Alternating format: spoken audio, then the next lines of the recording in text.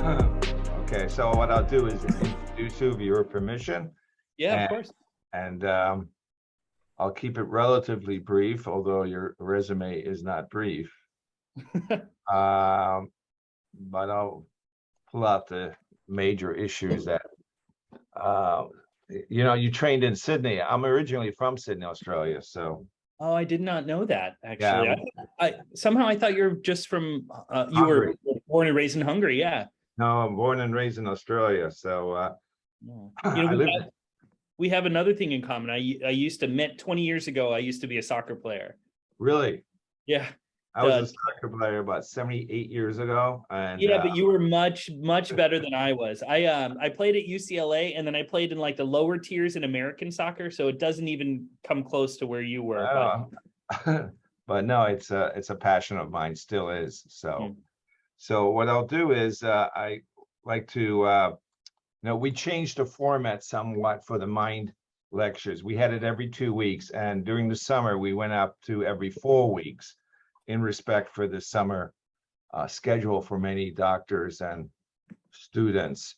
So Vijay, this is a series of lectures that we give. It started during the pandemic, and Hmm. it's in close relationship with the Mind Institute in Budapest, also the Dentologic Institute, and the Hungarian Medical Association of America, which supports exchange programs between Hungary and United States, including Houston and including Buffalo.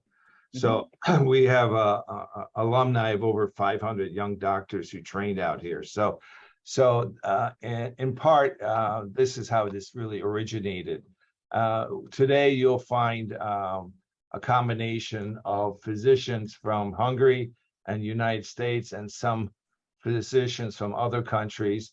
Neurosurgery in Hungary is very much interested in your talk, as is the colleagues at the Mind.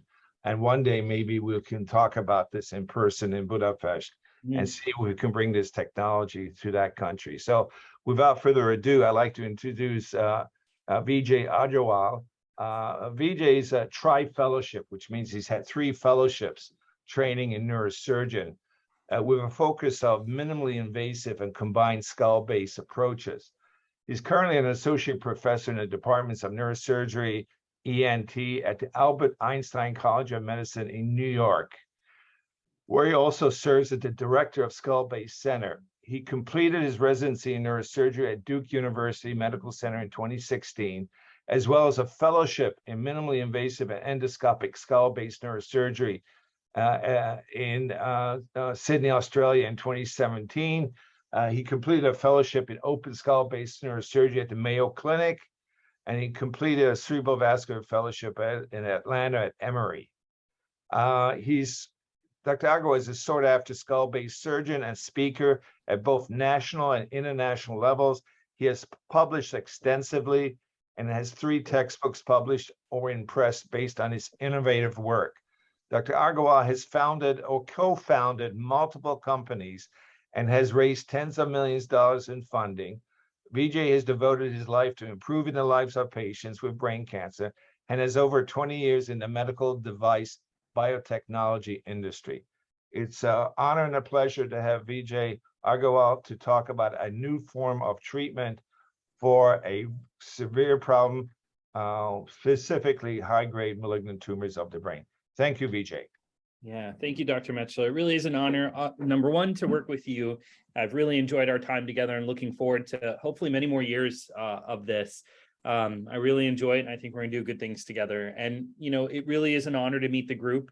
I've heard so much about it. Sorry about last week. We actually had to pivot to from maybe my favorite city, Budapest, to not my favorite city, St. Louis, to bring them on board for the clinical trial. But no, it was fantastic. They're a great group. And if my internet connection is a little shaky, hey, it's a little bit of background there, but yeah, if my internet connection is shaky, just let me know and I'll switch to a hotspot on my phone. I want to make sure we're able to see it okay. Thank you, Dr. Metzler, in particular, and to this group. And as Dr. Metzler had mentioned, I've spent my whole life doing brain cancer, but admittedly have spun off this other effort. And I think it's just, important to be very transparent about the work that we do in that regard. But the work I'm going to talk about is basically the science behind this. And that's what I'm most excited about. As we know, brain cancer is bad, but it's shocking in the community how many patients come and see me where surgeons tell them, oh, we took the whole tumor out. We took the whole thing out. We've gross total resection. And to people in the community, that means cured. But as we all know, that doesn't mean cured. It's all this edema T2 flare that will end up killing that patient 100% of the time. This is a universally fatal disease. And having trained at Duke, it was my interest to try to find a better solution. I was at an institution that, really did claim to have the best outcomes for brain cancer, and everybody died in a year.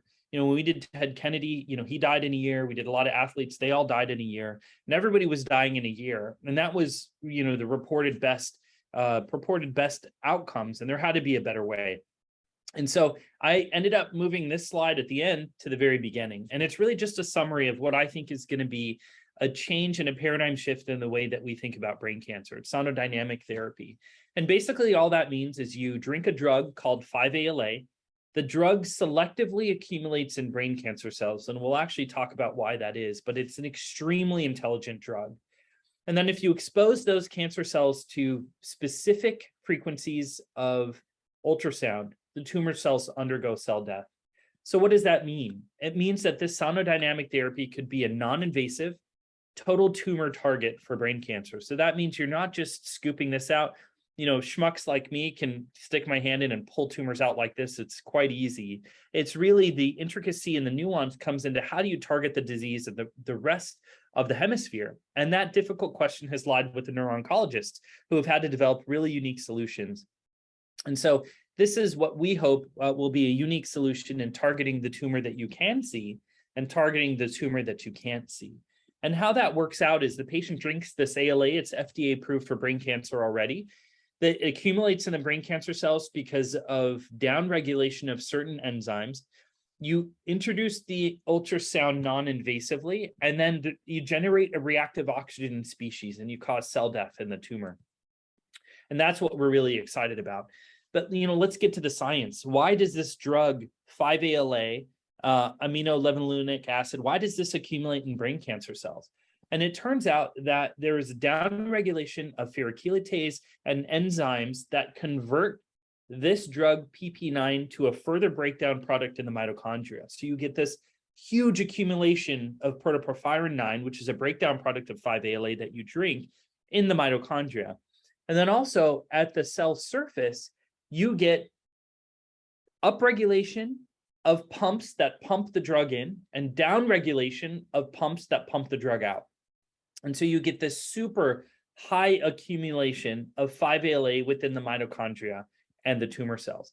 And how people have harnessed this energy is, for the Hungarian folks might recognize the name Walter Stumer. Walter Stumer is the head of neurosurgery at the University of Münster. That's actually where I was at the beginning of the week last week in Münster. And he really is the godfather of 5-ALA. And the way that we harness the technology in that very smart, intelligent drug is when the drug accumulates in the brain cancer cells, instead of ultrasound, if you expose them to light, it actually causes the tumor cells to light up. And this is FDA approved actually for photo diagnosis, for basically identifying tumor. So this is a brain here, this is a cavity. And what happens, this patient drank the 5-ALA 6 hours before, and the microscopes now all have this blue light function. And you could see how the tumor cells illuminate pink. So it really is quite astounding. And so it helps neurosurgeons identify tumor, which is this illuminated portion of tissue here, from the normal brain, which has not taken up the 5-ALA and has not illuminated. And what sonodynamic therapy does is it harnesses this ability of this drug to accumulate in brain cancer cells. And then non-invasively, if you introduce the ultrasound, this tumor that's lighting up here would then be killed by the actual ultrasound. And so it's really harnessing the power of this very, very intelligent drug named 5-ALA.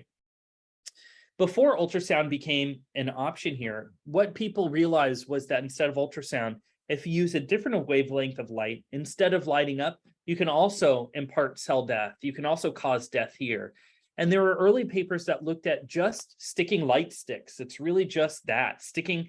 This patient drank the 5-ALA 6 hours before. People have stuck light sticks in the brain, and the survival has been remarkable. The problem is the light doesn't penetrate in the brain very extensively. What it does, it really has to be a small encapsulated tumor to see this very, very striking survival. But what this did is it gave the community a lot of excitement that this concept of treatment with a 5-ALA instead of just identification might be sort of the wave of the future. And if there was a way to extend out this penetration of light through the whole hemisphere for a whole hemispheric disease, then we might be onto something. And that's exactly what the ultrasound does.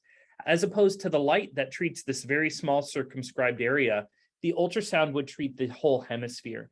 And it actually turns out that the mechanism of action of the ultrasound and the sonodynamic therapy is exactly the same mechanism of action of the photodynamic therapy.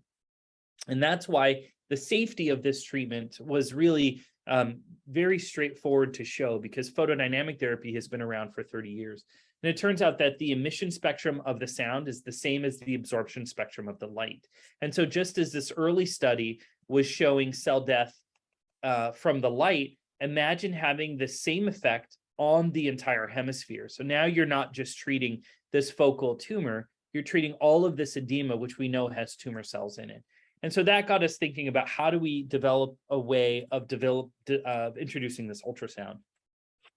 There are early studies in mice and small animals that look at treating real focal tumors in the hemisphere of mice. At this stage, nobody had really figured out how to deliver the ultrasound to the entire hemisphere. They used the Incitec machine, the HIFU machine, and to lower the powers, you crank down the powers on the HIFU machine. But that machine's not able to treat the whole hemisphere. It's really built to treat a very focal area, high intensity focused ultrasound. So even if you crank down the power, it's quite focused. But what it did show was you could get focal cell death in these mice.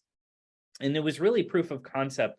This is a Nature paper. It's really proof of concept that sonodynamic therapy with this focal ultrasound plus 5-ALA showed tumor killing effects in vivo in small animals. So it inhibited tumor growth. When they took out specimen, it demonstrated apoptosis, and these animals, these mice, actually survived longer than controlled. The limitation here, of course, that the ultrasound had an inability to treat really this diffuse target. And that's what we developed. We developed a way to take this ultrasound to treat the entire hemisphere. So just as they were able to treat this focal area in the mouse, imagine if we were able to treat this whole tumor volume and the entire hemisphere. And so that became really an engineering problem. It took about 10 years to solve. And that's what we developed. We developed a machine that's able to deliver low intensity, non-ablative, diffuse ultrasound through the entire hemisphere and potentially the entire brain. But there are a lot of limitations to in vivo and vitro studies. Every month, someone seems to be curing brain cancer in a mouse. When you pull up these, Lancet and Cell and Bio and Nature and all these publications, somebody's out there curing cancer in mice pretty routinely. And why is that the case? It's because it's not a true mimic of the human condition. When you deliver and inject stereotactically tumor cells into a mouse, it's by definition circumscribed. The reason brain tumors kill humans is it's a very invasive, diffuse disease. And so it doesn't capture that invasiveness and the reason why brain cancer kills everybody that it affects. What we're very excited about is canine high-grade glioma. It turns out that dogs, unfortunately, are the only mammals other than humans to naturally get high-grade gliomas. Monkeys don't get them, other mammals don't get them, but for some reason canines get them, and they're naturally occurring, so you don't introduce these tumors. And it turns out that people have looked at the genetics of the disease in canines, and the genomic, epigenomic, and transcriptomic tumor microenvironment is almost identical to the human counterpart. And so canine naturally occurring gliomas have emerged as a very promising way to introduce technologies to attack human brain cancer. And so we think that the canine glioma model is the ideal model for testing therapies in human glioma.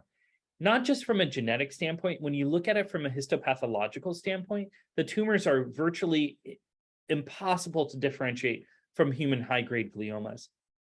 So now you have a tumor naturally occurring in dogs. It's not introduced from humans. It's just as invasive, potentially more invasive than in humans.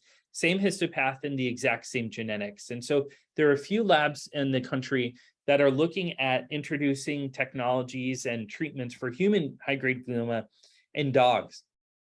And another thing for us to be able to treat canines with this condition, it turns out that the skull of the dogs, remember we're treating non-invasively with the ultrasound helmet, the skull of the dogs is virtually the same skull density and virtually the same mean skull thickness as the human counterpart. And so now we have a tumor that's virtually identical, and you have skulls that are virtually identical. One thing you do have to avoid is this, we call it sort of the bone faux hawk, the bone mohawk in the middle. French bulldogs have this, and so we have to treat just to the side of that. But other than that, it's virtually identical. So it's a really good forum for us to be able to treat and to show proof of concept in these animals. Another reason canines are a really good medium to test new drugs and devices and combination therapies is canines, as we know, have a 5 to 8 shorter lifespan than humans. And so while human glioma is 12 to 14 months, the actual survival for canine glioma, whether you look at surgery, many papers have looked at surgery plus chemotherapy, plus Temodar, plus all of these palliative measures, have been about 2 months for these animals, unfortunately. But that meets with sort of the natural lifespan and the tumor life cycle in these animals. And so it gives you a very quick metric to realize whether anything that you're doing in these animals is actually helpful. And so we took our treatment to the University of Minnesota. It has about 15 years of work in high-grade gliomas in dogs. And a lot of the technologies that you see in clinical trials in the immunotherapy world, it's an immunotherapy lab, have come through that veterinary clinical investigation unit. And that includes things like autologous tumor lysate vaccines, which are very, very popular right now in Germany and different parts, MD Anderson, different parts of the country, Mount Sinai here in New York. We've looked at, the center has looked at interferon gamma. They've looked at different types of chemotherapies like temozolomide, plus different viral vectors. Immune checkpoint inhibitors have been a big one for that center, and then different variants to that as well. And the way that we designed the trial is the same way that we designed the human trial. So now we're treating dogs in the exact same drug dose and the same sonication parameters. The ultrasound is delivered the exact same way. The actual tumor conditions are virtually identical to the human tumor condition. And so we wanted to make sure that the treatment also mimicked that as well. And so the way that this is conducted is this is actually a surgical arm. In our main study, we're not doing a surgical arm. That's the only difference. And the reason we did the surgical arm in these animals was for us to be able to check the histopath. And so these animals are treated early. 5 days later, they receive surgery. So we would go in and actually resect these tumors. The brain is virtually identical, just a smaller version of the human brain. And then we would send those samples for histopath analysis to be able to get a real-time picture about whether the treatment is causing tumor cell death. And what we've been able to see from survival is a significantly extended survival, particularly in the French bulldogs. And the French bulldogs traditionally have been very, very difficult to treat. We'll get into the science behind why that is. But this is an example of what a canine with a naturally occurring tumor would look like. You have a huge T2 flare.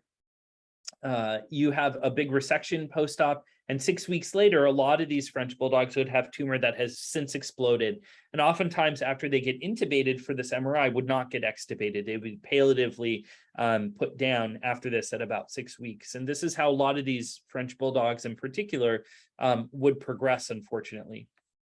This was our first animal, was canine number 1, similar, actually bigger than this one, similar location. This is the tumor post-resection and treatment. You can see how there's no signs of tumor recurrence, even up until 12 weeks post-op. And this animal lived about 7 months, actually, so over 7 months, just about 7 months, about 200 days, just over 200 days. And for the French Bulldogs, the average survival was about 48 days, so significant survival advantage. You can see this repeated in the durable imaging response for these dogs. This was a boxer mix that had come in. This was another boxer that had come in. This was an enhancing tumor. So you could see really no signs of tumor recurrence in this animal, fortunately. But let's get to the science and the histopath. So we wanted to see what was happening from a histopath standpoint. And when you look at cleaved caspase 3, which is a sign of early apoptosis and tumor cell death, a lot of the sides actually had like a 99% rate of tumor cell death versus historical controls.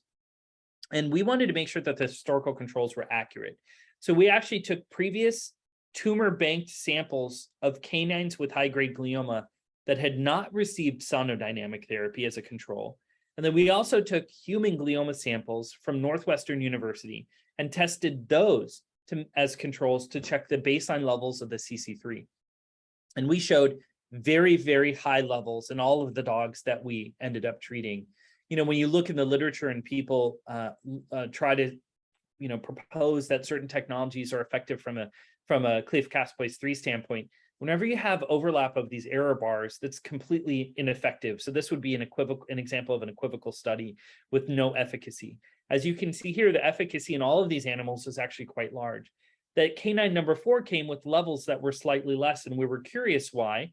And from IBA1 activation was also through the roof and was a little bit lower in canine 4. For those that don't know IBA1, it's actually a marker of microglia. So it shows that the immune system is actually in hyperactivation. So we're actually not only causing tumor cell death, we're actually activating and initiating the immune system in what is thought to be an immune privileged environment. And so again, this dog number 4 was a little bit lower, but still statistically significant. And the reason that this turned out to be lower is this dog actually turned out to be low-grade glioma on histopath. So it gave us excitement when you look at early literature that photo and sonodynamic therapy can be effective not only towards high-grade glioma, but also towards low-grade glioma as well. And that's why these levels were lower than these very clear high-grade gliomas early on in the study. And so these were all the animals that we treated. There's no canine HIPAA, fortunately, so we can show you specifics here. So very long survival, and you know, the bottom half, a lot of these animals are still alive.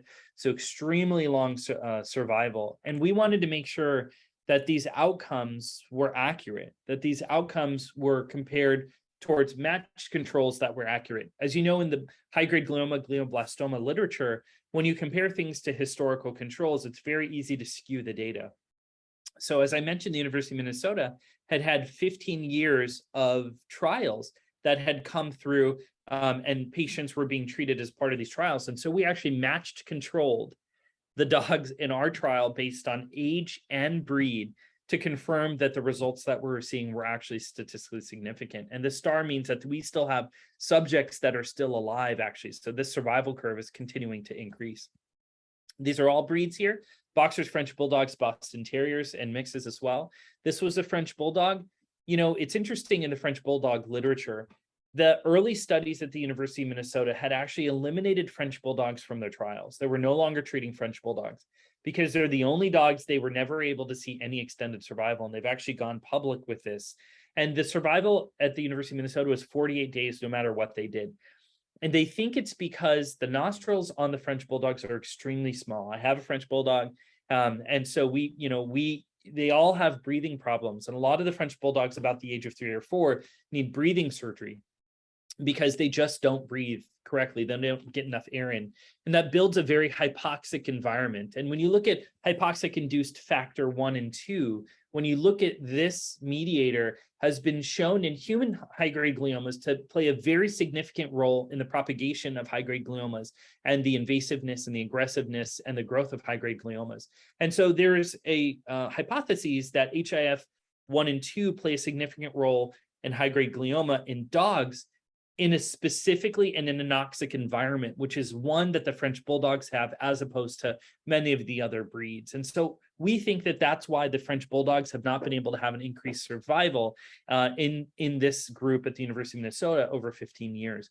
We have seen a significant increase, and an increase in all of the French Bulldogs we've treated 4. We're looking to enroll 2 more, but we've seen an increase in all of these animals across. And when you match control on age and breed, we have also seen a significant increase as well. And so this is data that we're all very excited about. The French Boston Terriers also had a very poor survival. That's University of Minnesota and literature controls. So these we have dogs that are still alive. And we actually have one of the only dogs that had come to us with a recurrent tumor. This is a Boston Terrier that had had surgery and immunotherapy, had failed that therapy. So the survival for recurrent, so if the survival is 60 days for newly diagnosed high-grade glioma in dogs, imagine what the survival is for recurrent high-grade glioma. It'd probably be about 30 days is what we were anticipating. So that dog is about 8 months and is still alive. I just talked to the owner the other day and is doing quite well. And so we're excited about the results of that dog. That dog actually had some enhancement at about month 6.5 on the MRIs, and so had elected to undergo radiation therapy, but is now coming back on sonodynamic therapy. So we're going to publish this case report as a combination with extended survival. So we're hoping that recurrent glioma lives up to at least a year, but clinically is doing very, very well. Boxers, which is the vast majority of the animals on our trial, also continued to have extended survival.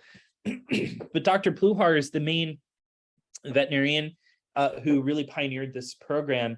And this is an interview that she had where she talked about the poor survival in the French Bulldog.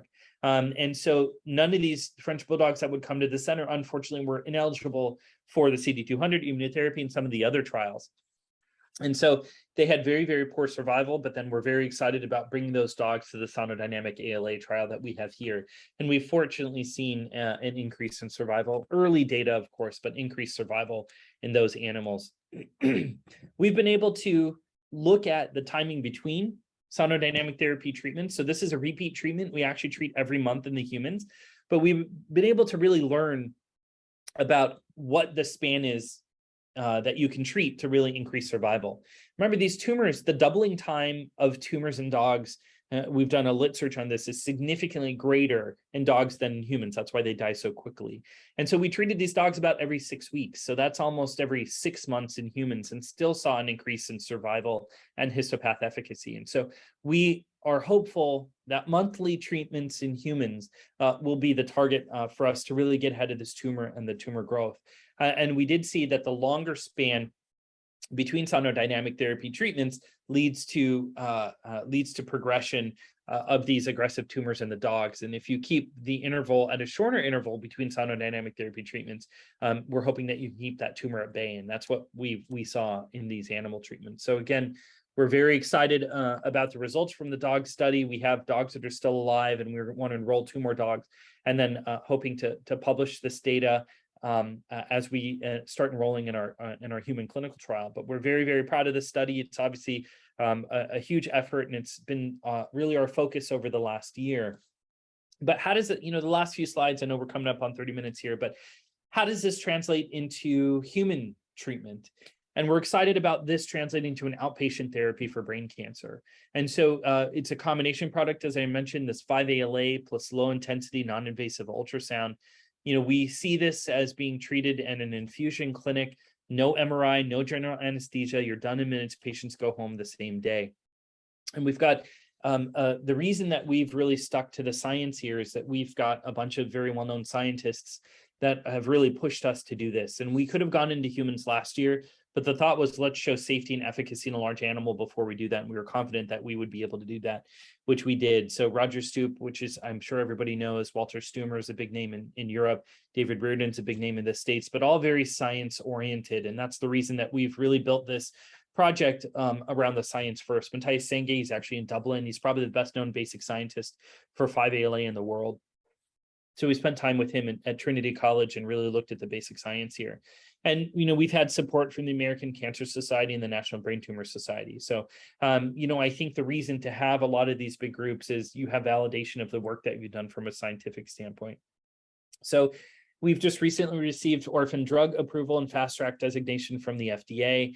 One of former FDAers has come on as our head of regulatory. So really trying to beef up the science with good business. And this is the way that our human trial is working. Our first patient is actually going to be treated Monday. So we're all very excited about that. The core of our trial is a non-surgical arm with 3 separate durations of treatment. And what we are looking to do is down the road, incorporate some surgical patients, a handful of surgical patients after we identify which of the treatment lengths we go with. And we have good confidence to believe that all 3 groups will actually be effective. It's not like a drug trial where you start with the subtherapeutic dose. We don't feel that that's ethical. That's a whole other conversation, but we don't think that that's the case here. So we're hopeful that all 3 groups will be effective. And so this again is a monthly treatment, so treated every 28 days. So we receive the treatment on a Monday, and then 3 Mondays later is when you would get the treatment. And for a minimum of 4 treatments, and the hope is that if we see effectiveness, patients are doing well, they can stay on this treatment indefinitely. And we've committed to treating these patients as long as they want to stay on the trial. The last thing I want to finish up with, I know I'm just a couple minutes over, but the last thing I want to finish up with is, we're all about the science, and this project we're very, very excited about. One of the reasons GBM and high-grade glioma has failed is because there's no meaningful, clear efficacy for this data. So this is a completely separate project, but one that we're really pioneering here at Einstein, that Dent is playing a big role in it as well. And so, what data is valuable to neuro-oncologists, the key opinion leaders, and what early clinical data would lead to successful registration trials. And so many technologies have succeeded in early clinical trials, but then have gone on to fail in phase 3. And that has decimated the field for innovation in glioblastoma, unfortunately. And so we looked at why GBM trials have failed. There have been good publications. We're working with Roger Stoop and John DeGroot from UCSF and from Northwestern UCSF. And I think the reason that phase 1 trials then fail in phase 3 is people are financially motivated to hurry to a phase 3. And I think that's the problem. And that model needs to change. So people ignore this equivocal and poor early data. And you have to clarify with expansion cohorts. It's expensive, it's annoying, it's time consuming, but you have to do it. There's a real selection bias. So, overrepresented of IDH mutant patients, they exclude midline butterfly gliomas and multifocal tumors. You can't do this and then compare to historical controls with mixed genetics. It's just not an ethical thing to do. And then including surgical groups. That's why we didn't include the surgical group as our primary arm, because the surgical outcomes depend on the strength and the skill of the surgeon. And we didn't want the extent of resection to be the reason that patients did well, and then to report that as a reason. And so we're very interested in the science behind this project. And we're including centers from all across the country. It's led by John DeGroot at UCSF. He's the head of neuro-oncology at UCSF now. And him and I are spearheading this project with Roger. And we're including Montefiore Einstein. So I'm the head of the Brain Tumor Center here. So we've actually already started accruing data. We've been FDA approved for IRB approved for a few months. We're bringing on Dent as well, Northwell Health, WashU in St. Louis. The Mayo Clinic has also started in Rochester, has also started accruing data as well. So this is a nationwide, real samples from all over the country.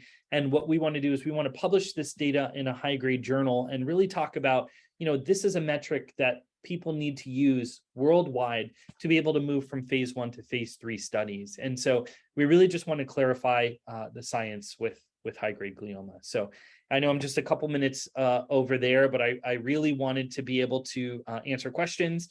If anybody has any clarifications, I'm happy to go into that. But again, it's a real honor, and I'm very hopeful to be able to meet everybody soon.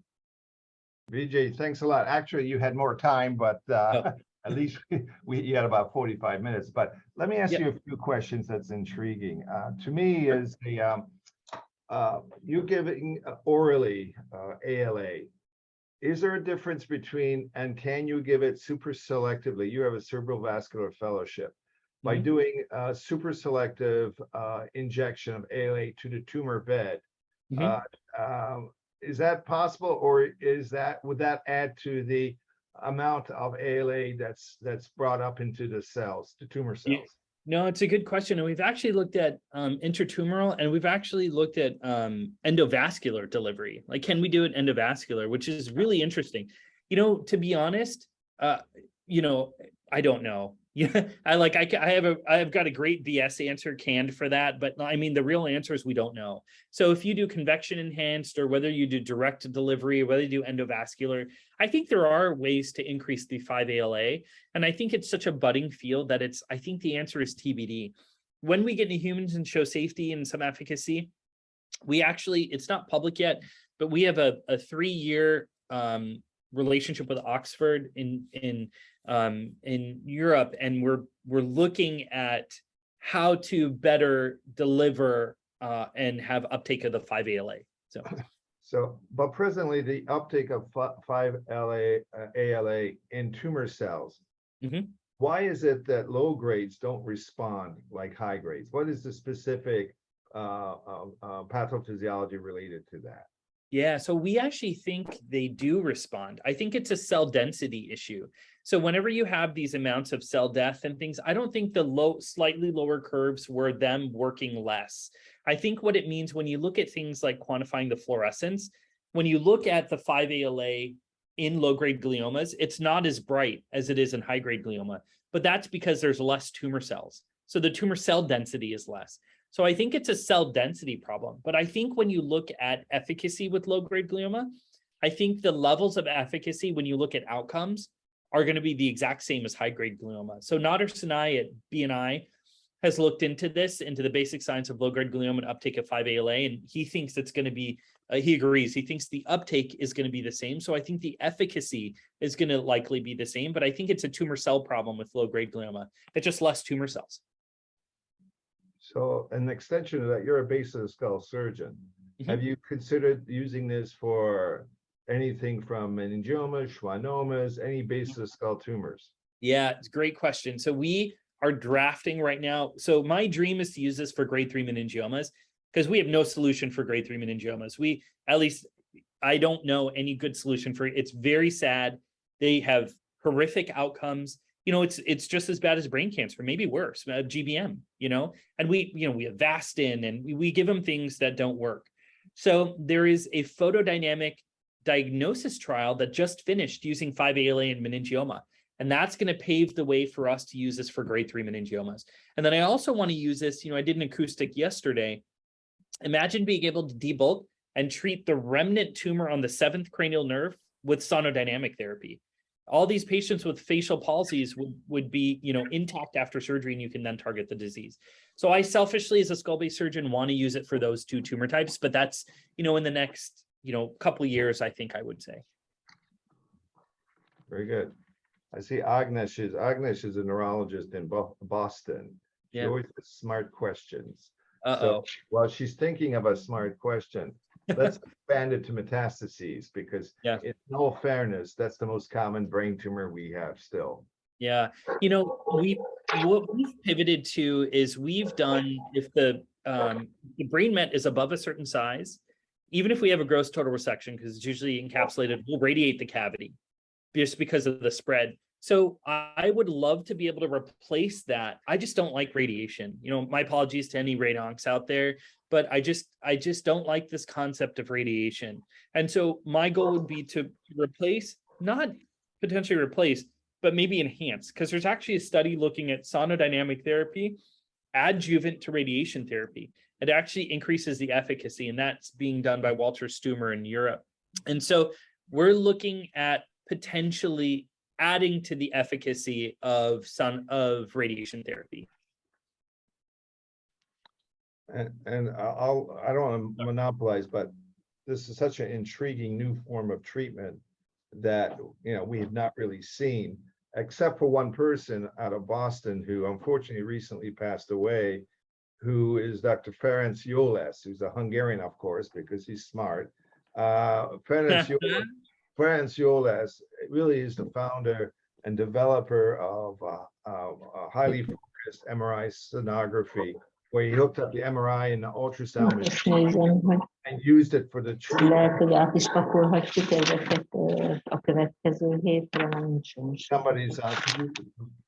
Somebody's talking. What he used it for, and it's being used right now in Toronto, Canada, and developing by Philips in Israel, is the treatment of bladder tumors. But he's looking at meningiomas, looking at brain tumors for the treatment using his technology. We've hooked up to the MRI machine. What's your thoughts on that? And could there be a symbiotic relationship between what you're doing and hooking that out to an MRI machine, and not being an independent ultrasonography treatment plan? You know, I actually feel that that's going backwards. You know, like when you look at people who want to treat with, with MRI, our benefit is that we don't need an MRI system, and I love that we are a diffuse treatment that doesn't, require the use of an MRI. We can do it as an outpatient. My dream is to see this in impoverished areas, receive standard of care for that. So I actually helped develop this independent of the MRI. We treat the whole hemisphere. So I actually don't think we need MRI or MRI. And the reason it took 10 years is we had to figure out how to do this without the MRI. Okay, gotcha. All right, well, great. Any questions from the audience? You can write in your chat, or you can just chime in for Dr. Agarwal. That was a very interesting. Looking really forward to bring you here so we can start as one of your centers. Yeah. What's your thoughts about spreading the love to Europe? Yeah, so I love Europe. Any excuse I can get to Europe. So if we can get centers on board, that'd be great. I just had schnitzel for like 6 days straight. So, we are hoping to parlay this into a randomized control trial, and we are 100% going to Europe. So Walter Stumer will be one of the sites at Münster. We would love to bring it to Hungary. I've operated in Hungary. I've operated in Austria. I've operated in that part of the world. Spent a lot of time. So would love to bring it to big high volume centers in Europe in a randomized control, probably end of 23 or early 24. And so we absolutely are looking to bring it to Europe. Well, all right. I hope you consider our centers in Budapest. You know that one of the largest neurosurgical centers in the whole Europe is in Budapest, actually. Yeah. So, and a very good friend of ours and a friend of mine, Dr. Erdos Lorand, is the head of neurosurgery, and he's a great colleague and so on. So, Vijay, I know you're going to have a busy day. I really appreciate this talk. I know the audience appreciate all your work, because you're right. This disease, I've been doing research for 30 years in glioblastoma, and I can't tell you that I was not even involved in Stupp's trial, which is a Canadian-European study, as you know, published in New England Journal of Medicine. So I've had 30 years of failure. So that doesn't bode well for Hungarians. We don't like to fail. So really, Vijay, great work, great science. Thank you very much for your kind lecture. And unless there's any further questions, wait a minute, there's somebody in chat. Wonderful new treatment. We'll have an update after the human trial. Sure will, Agnes. So we'll keep you informed on the results. Maybe I'll give it from Mind in Hungary. Maybe I'll give the lecture update from there. That sounds exciting. Vijay, looking forward to see you in Buffalo. It's an honor, Dr. Metro. Thank you so much. Thank you very much. Thank you, audience.